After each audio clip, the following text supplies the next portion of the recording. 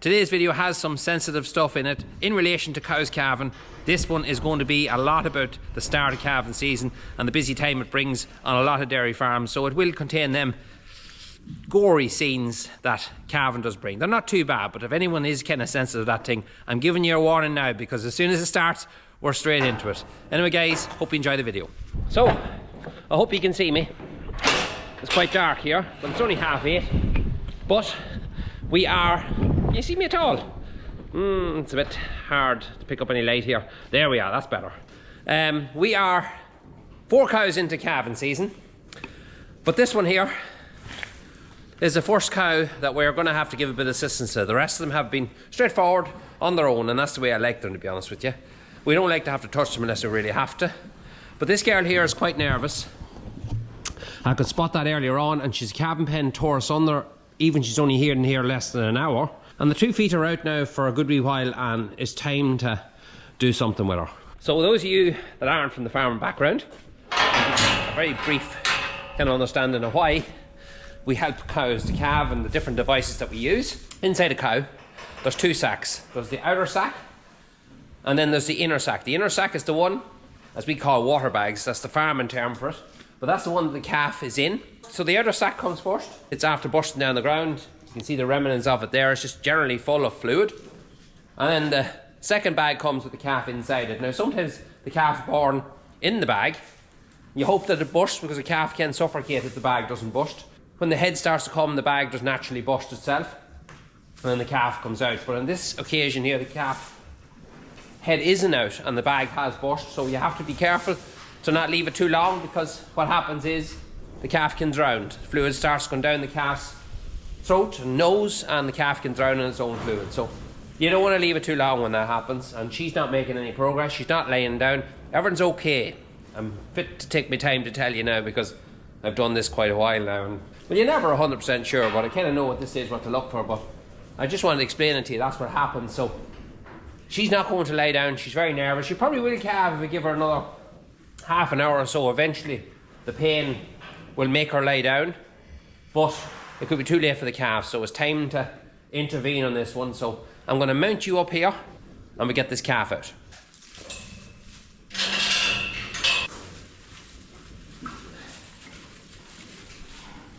The calf's alive anyway. You see the foot being pulled back. Give her a little pull, and that's going to give her a kind of a kick to no push. And the nose is just starting to come here now. There it is. So I'm going to slip on the jack now, the calving jack, because she's trying to come back on top of me and walk backwards, and I don't want her doing that, so we'll just stick the jack on now. There's little knots on the ropes. Slot them in there. Keep the jack up a little bit. There we go. And that's it, we just stop there. And we're not putting any mad pressure on anything. We're letting her start to press. I want to see her pressing. And then every time she presses, we'll give it another little bit of a tightening, and that's the way it works. Just take your time. So just keep a little bit of a press down. That's what I do. It kind of creates that natural angle. And there our head pops out. Hope you can see it there with the tail kind of in the way. So we're not going too mad. She's pressing now. You can see every time she presses how much the calf comes out. So we're almost there. Yeah. Now, what I'll do now is I'll lift the jack up in the air. That holds the calf's head from falling on the ground. And that catches the calf. You can see there now I'm holding the calf up off the ground so the calf's head doesn't hit the ground. And that's it. That's our calf out.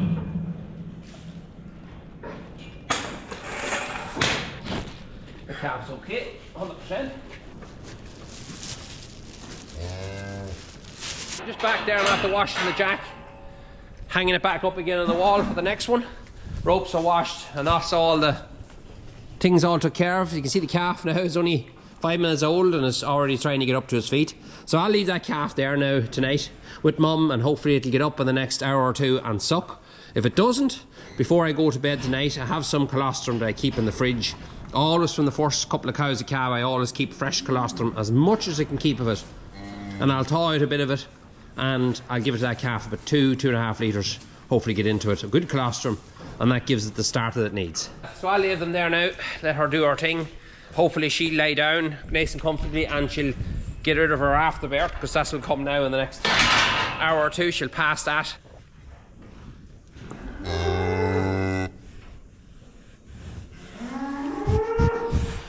So it's a few days later, and we are just setting up here. The girls are in, just gripping a few slats for me, and it's about 6:15, just getting ready to start milking. And I just spotted over here in the corner the next girl we're looking at. Sorry, the layton isn't great just at the minute. These lates seem to have faded well over the last 3 years or more. We're thinking about doing a kind of an adaptation to them maybe next year, putting in LEDs, because these definitely have faded quite a bit. But Bo is here eating a bit of silage. She's in here in what we call our special needs pen, that's what you want to call it. I always keep 2 or 3 cows here in this corner that are next in line to calves, so it kind of makes the thing easier for me to check them. I always check them all anyway, twice a day, but I can keep a special eye on these ones here so no surprises happen on the slats, which none of us want to see. But these next 5 that are here, they're next in line. They'll all be calved now in the next couple of days. Since you were watching this and the cow calved in here, it's a few days now. We've 8 in total calved now.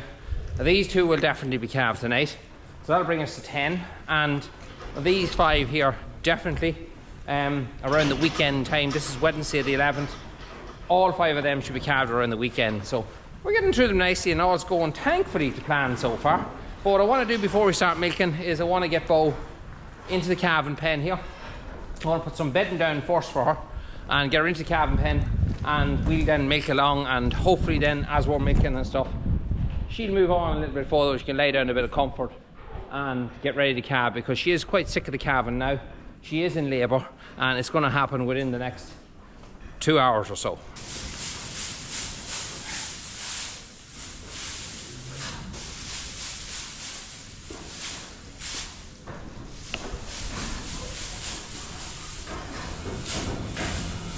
Go on, go on, go on, go on, go on. There you go. Go on, go on, go on. I'll see you in a wee while. That's all. That's the one and only Bo. You remember when she was born?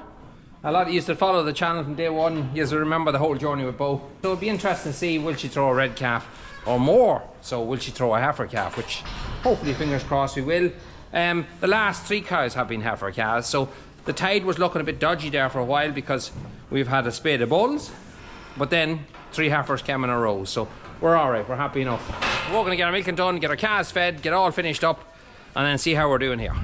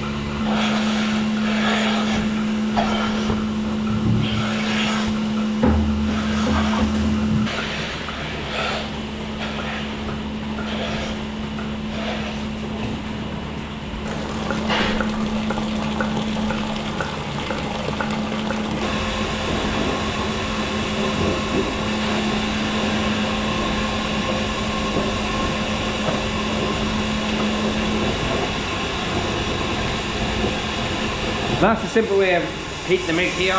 There are people who say use these heaters that you can get for heating milk, but the amount of calves that I'm feeding, that works fine. I don't add any water to the milk. It's a habit I used to have, and it's a bad habit. I now just heat it that way, and it heats very, very quickly, and it's no bother whatsoever. I got out of that habit, that bad habit I picked up of adding hot water to milk, because I found my calves do much better. As we're in here with the fire, as you can hear, I'm going to let Nicole show you. She does the feeding in the evenings, and Sophia. And these are all calving the last few days. So yes, we'll be moving a batch of them up here now in a day or so. We're putting jackets on, batch them up there. But they are bull calves that will be going here too. And they're going off to a farm in the far side of Cavan. This is our set of twins that we had. Look at them. I think they're great for a set of twins.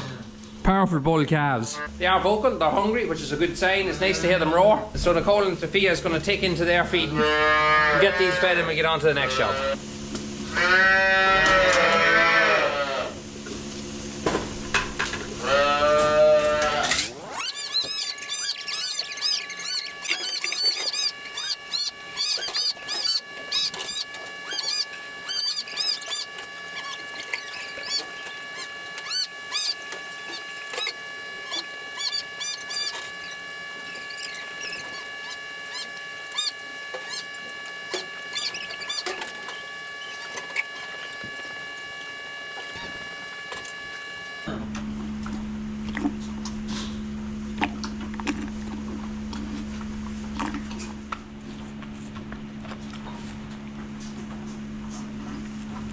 That's it, the girls have the calves fed. It's very handy. Just saves me a lot of work. I do it in the mornings, but we don't have a big heap of calves, as you can see there. But it will get busier in the next month or so, and there'll be a lot more work to be done. But it does help me out a serious amount. Just doing them little jobs like that there. Yeah, it's great. Right, so we're back out here, and I'm keeping my voice down because she's laying. It's absolutely teeming. Can you see it on the light? Teeming here, so. No, we're grand. She's not that close after all. It was a lump of straw, it wasn't feet. Yeah, she is. She's in labour now at the moment. So we give her loads and loads of time, because every push she makes will widen the canal out and the calf will come out a lot easier. So definitely with heifers you have to give them plenty of time. So she's okay. We'll keep an eye on her on the camera. I have another job to do down the house, and that's what I'm going to go and do now. Can you see me in the dark? And we'll keep an eye on her. We'll come back up when that time comes.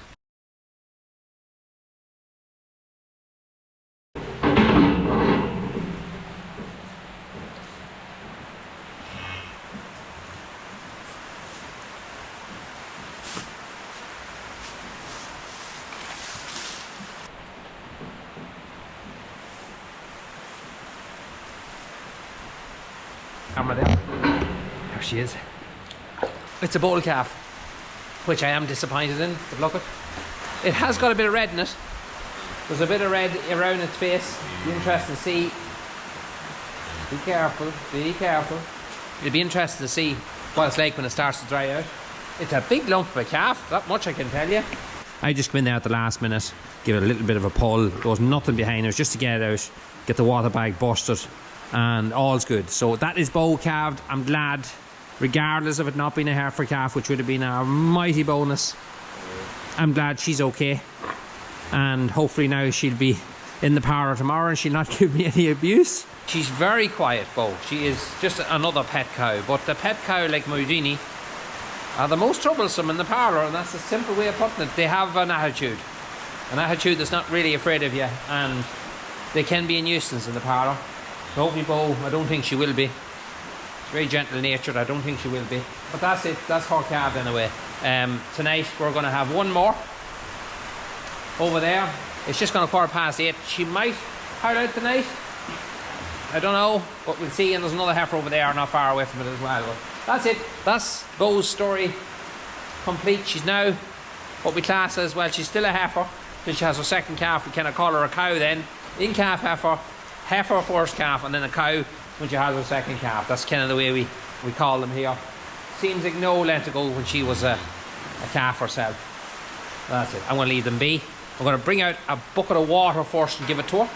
I always give them a bucket or two of water, lukewarm water.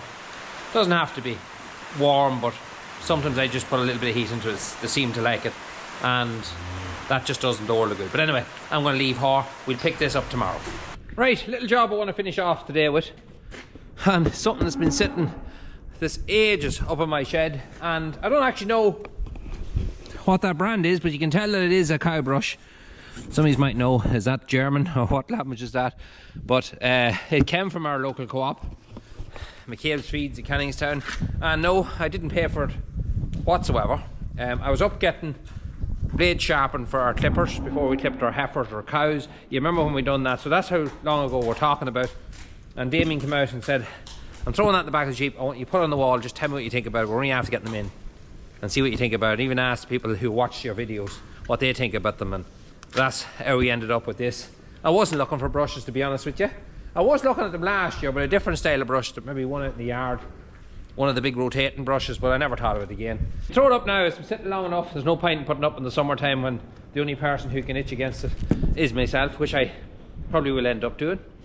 I'm not going to lie. But let's put it up. Nicole's going to do a bit of camera work for me, and we'll stick it on the wall here and see what it's like. What language is that, Nicole? Do you know? It's German. Is it German? Is it? Yeah. There you go. The young generation. It's not, hopefully it's not hard to put up. I was thinking it was just going to be a couple of bolts. No instructions. None. Okay. Well, that's a good help. There's no instructions. So at least we've nothing to throw away.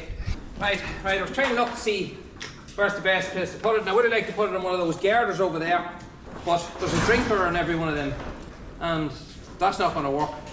So the only other place I can think of that will leave them enough room to be able to get in and itch themselves properly is here. So what height now? That's the next thing we're going to have to figure out. So do we measure the height of one of the cows and work from there? There we go. Proper Mr. Bean technology here. Now, so that gouge there is kind of roughly the height of a cow.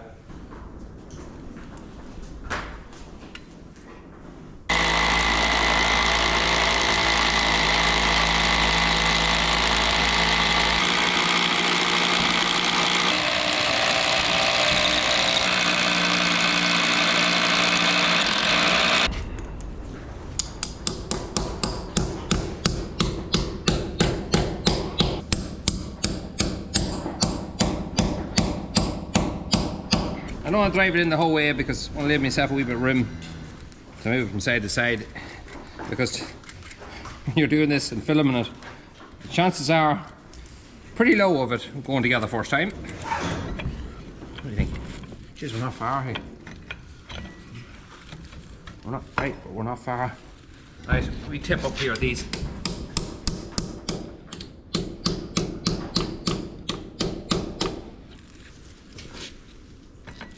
That's the one there, it's just not right.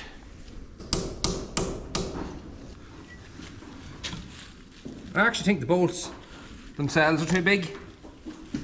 How can I blame it on that, at least? No, but they're tight, there's no room for movement at all. We're very close, and every one of them, they look like they are lined up, but they're very tight. I probably should have got a bolt that was a little bit smaller, but I need to tap that one down just ever so slightly and it should slide on.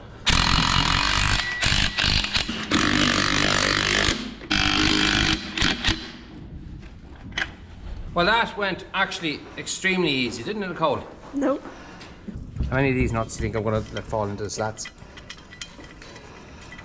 Right, Nicole's doing a bit of holding here on the far side. I'm a fair shaky.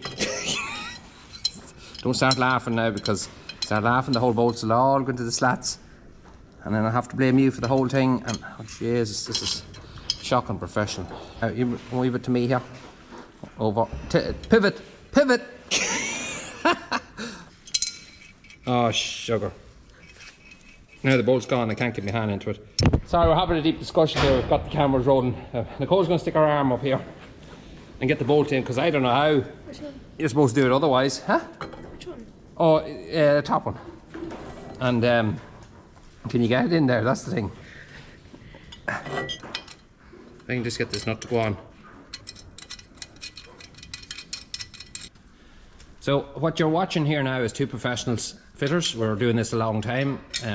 So if you think it looks very easy what we're doing, it's just because we're masters of what we do.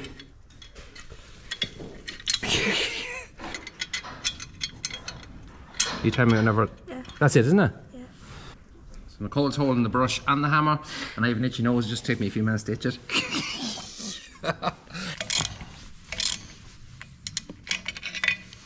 Boom. That's it on. I don't know. Is it too low? Is it too high? If that there is supposed to scratch a cow's back, then it needs to be that height, because we didn't just use the old hand measurement. We did actually run a tape on one of the cows earlier, and it seems to be the right height. Look, time will tell, and it's not a big issue. As you showed there before, how easy that was, wasn't it? Very easy. We'll just have to move it up, but it shouldn't have to do that. It should be all right. I don't know what, no experience with them. A lot of people that have them seem to like them.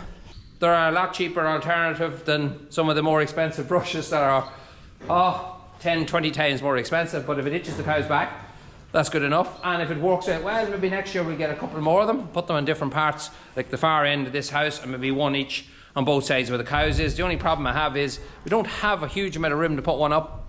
We might get away with one in that shed, maybe.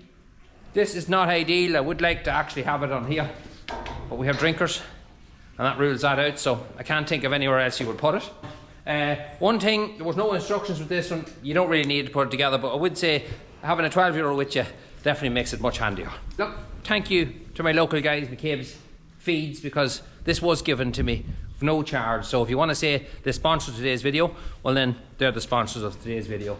I do greatly appreciate it. Anyway, I'm going to tiddle on here and try to get another few jobs done. We have 2 heifers that are very close to calving.